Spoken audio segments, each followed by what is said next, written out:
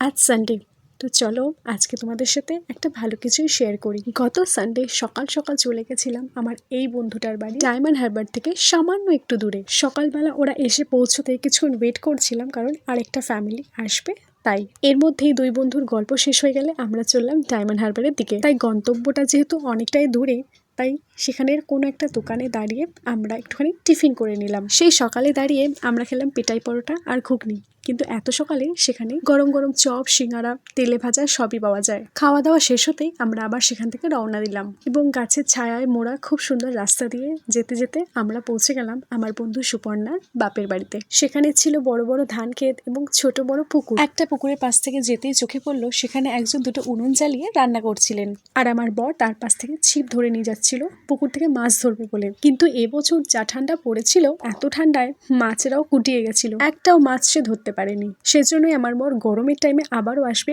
মাছ ধরার জন্য। এরপর সেখান থেকে চলে গেলাম ধান ক্ষেতের দিকে। সেখানে নোনা জলে ডোবা জমিতে চাষি ভাইরা ধান বুনছিলেন, যা দেখতে আমাদের অপূর্ব লাগছিল। এবার সেখান থেকে চলে গেলাম ফলতা নদীর ধারে। ওই যে দূরে দেখা যাচ্ছে আমার বর হেঁটে হেঁটে নদীর দিকে নামছে, আর এই পাশে বটগাছের সাথে বাঁধা মাছের জাল দিয়ে বানানো এক দোলনায় সুপর্ণার ভাই আমার মেয়েটাকে দোল দিচ্ছে। মেয়ে তাতে খুবই খুশি, তাই আমি বা আর বাকি থাকবো কেন, সেই জন্য আমিও একটু দোলনা চড়ে নিলাম। সাঁতারটা আমিও জানি, কিন্তু নদীতে পড়ে যাওয়ার ভয়ে তাড়াতাড়ি করে উঠে পড়েছিলাম। আর সেখান থেকে একটু নিচে নামতেই জায়গাটা ছিল ফলতা পিকনিক স্পট, যেখানে একটা ছোট্ট বাছুর ঘাস খাচ্ছিল, আর আমার ছোট্ট মেয়েটাও তাকে দেখে খুবই আনন্দ পেয়েছে, রীতিমতন তাকে ধরে চটকাচ্ছিল।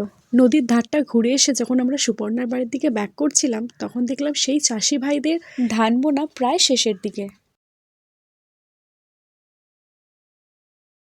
চলে গেলাম সুপর্ণার বাড়িতে। সেখানে ছিল গাঁদা ফুলের খুব সুন্দর বাগান, এবং ওর মায়ের হাতের মানে কাকিমার হাতের খুব সুন্দর সুন্দর রান্নাও খেয়েছি দুপুরে।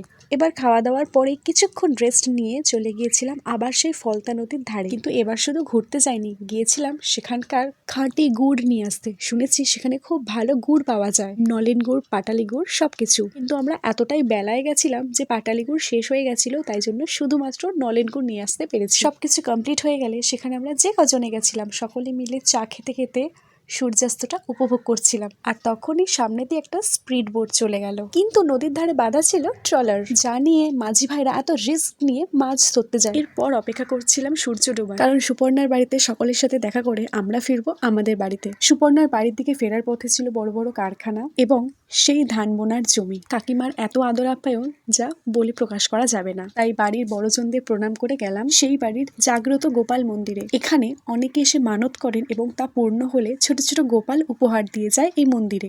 গোপাল ছাড়াও রয়েছেন মা কালী এবং শিবলিঙ্গ। এবার মন্দিরে প্রণাম করে বেরোলাম নিজেদের বাড়ির দিকে। ভিডিওটা কিন্তু এখানেই শেষ নয়, যদি ভালো লেগে থাকে পরের পার্টটুকুও অবশ্যই দেখবেন। পরের পার্টটুকু একটু মজাদার আছে, সো ওয়েট ফর পার্ট 2।